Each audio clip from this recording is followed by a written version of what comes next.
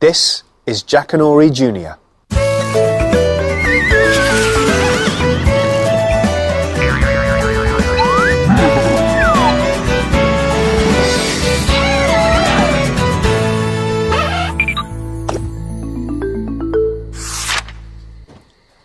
Hello, I'm Martin.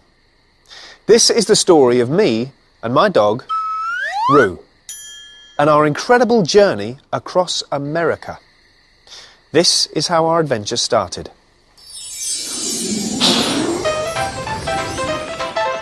We were going to America in search of Roo's grandfather, an incredible dog by all accounts. The last Roo heard of him, he was a Cowboys dog and lived somewhere in the Wild West. Of course, I only have Roo's word for that. It is not easy to find the Wild West anymore, but the Get Lost travel agency were most helpful.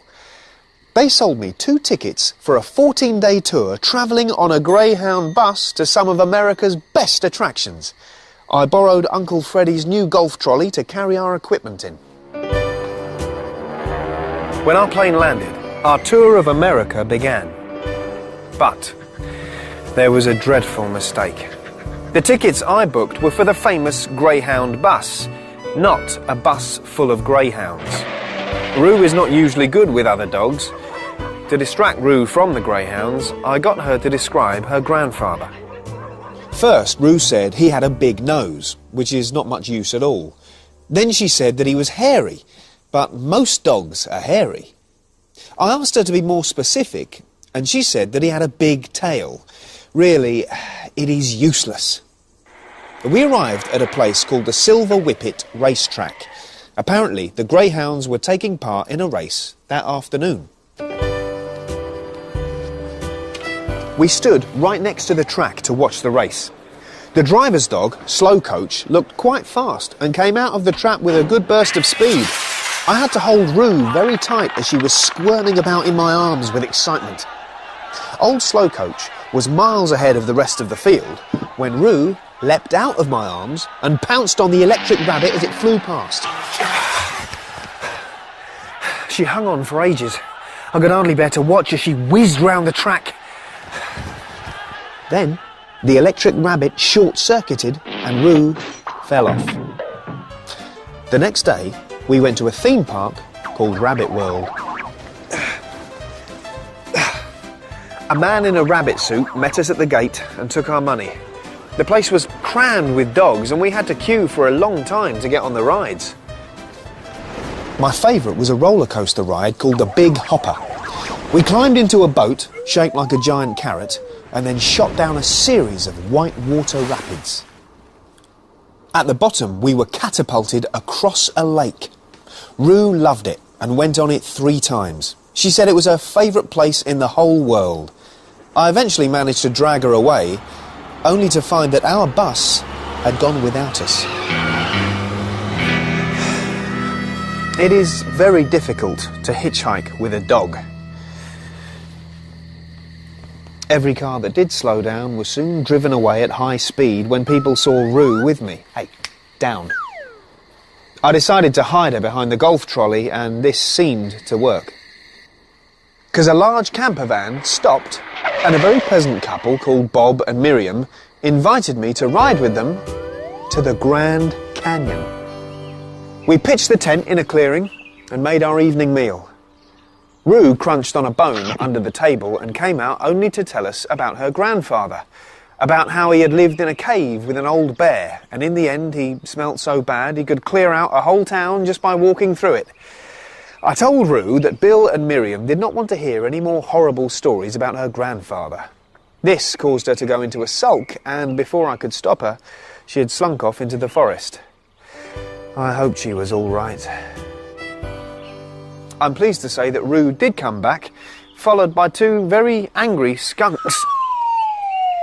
Oh.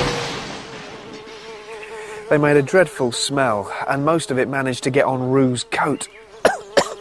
She tried to get it off by rolling on my clothes. I had to wash her in the lake. I took her back to the camper van and explained to Bill and Miriam about the skunk incident. Now, I do not know what I said to upset them, but they rolled the windows up and drove off very fast, leaving us behind.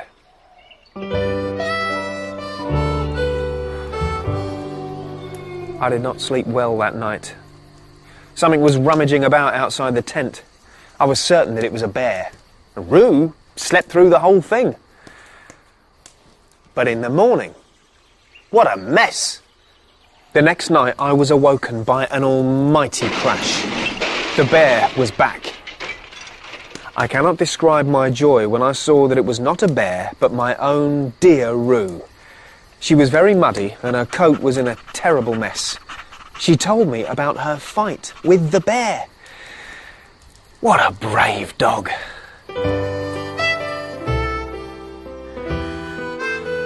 When morning came, I ventured out, armed with a golf club in case the bear was wounded and ready to attack.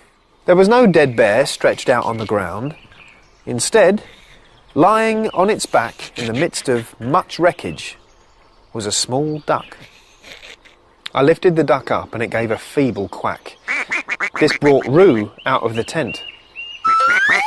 When she saw the duck, she bolted back inside. It has all become very clear to me now. A bear indeed.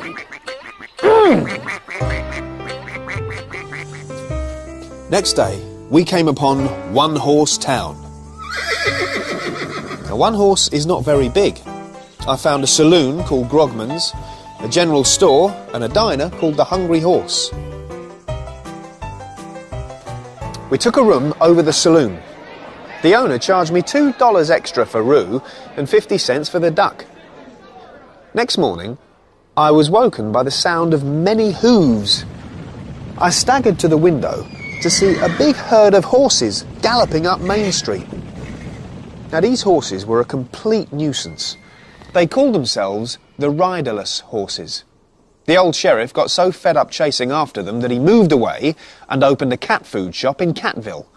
Now, One Horse had no sheriff, and the riderless horses could run riot all day long.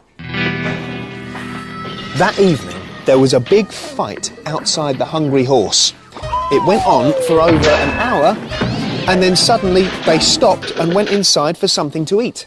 Then they came out and started all over again. Roo watched the whole thing from the balcony and at one point jumped off and joined in with them. Next day, bad news. The riderless horses elected Roo as the new sheriff. I thought it was ridiculous. Roo said her breed was the obvious choice, being renowned as sheriffs. What nonsense! There are police dogs, it's true, but I have never heard of a sheriff dog. Roo was not even a very good sheriff. I'm afraid the position went to her head. She spent most of the time swaggering up and down Main Street, followed by the duck, who seems to have appointed itself her deputy. How can a town be governed by a dog and a duck? The next day, more bad news. Roo was no longer the sheriff of One Horse. She got sacked for letting the riderless horses rob the Hungry Horse. It was rumoured that a dog and duck were also seen carrying food out of the diner. Worse, she was now considered an outlaw, and there was even a wanted poster of her outside the saloon. It was hard to recognise it as Roo, as someone had drawn a moustache on her. We sneaked out of town. We travelled all day, and at last found ourselves inside a cave.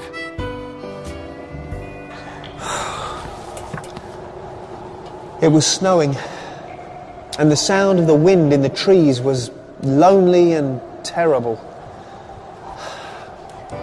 Roo and the duck snuggled beside me in the sleeping bag. I had no idea where we were, lost in the wilderness of America. I felt a little scared, but I could feel Roo beside me in the darkness. I was with my dog and I was happy. As we lay in that cave by the dying embers of the fire, Roo whispered that she wanted me to sing her a special song. I took her in my arms, as I have done since she was a puppy, and I sang to her, I have a dog and her name is Roo. Bet you $5 she's a good dog too. Yes, I have a dog and her name is Roo. She's the best old dog I ever knew. I just finished the first verse and was going to sing the bit about all the rabbits that she had chased when I thought I heard music on the wind. Roo and the duck could hear it too. There. I have a dog and his name is Blue. I bet you $10 he's better than Roo. Yes, I have a dog and his name is Blue. He's the best old dog that I ever knew. We scrambled out of the cave as fast as we could and looked out across the clearing. There, seated on a fallen pine tree, was an old man strumming a banjo. At his feet was an old grey dog.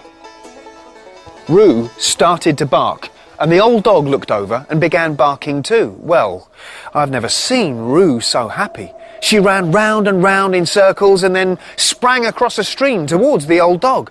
The two dogs jumped on each other, rolling and tumbling in the snow, licking each other's faces and wagging their tails so much that I thought they might take off and fly.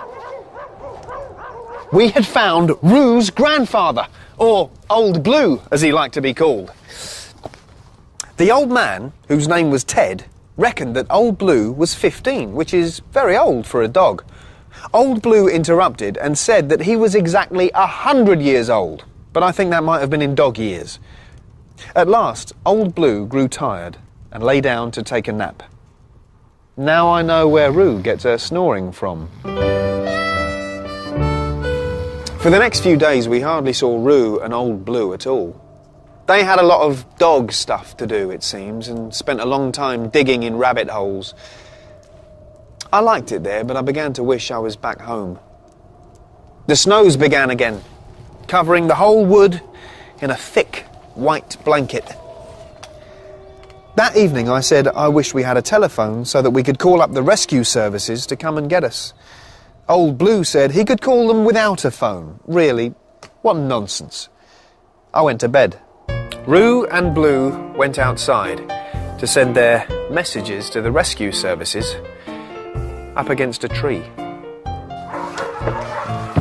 The next day, I woke up to the sound of much barking. The shack was surrounded by rescue dogs. We'd been saved! Good old Blue! A police dog took all our details and said that a helicopter was on its way to fly us to Los Angeles. Ted promised to look after the duck for us, and the duck seemed more than happy to stay. I thanked Ted for his hospitality.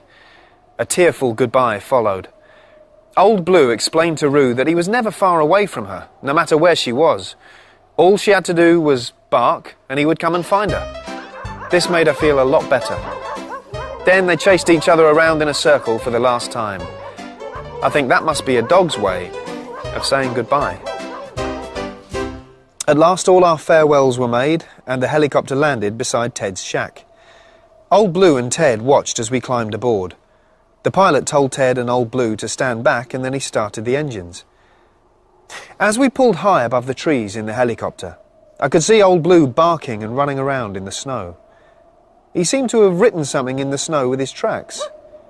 It took a moment for me to work out what it actually said. I love Roo. And so do I. See you soon.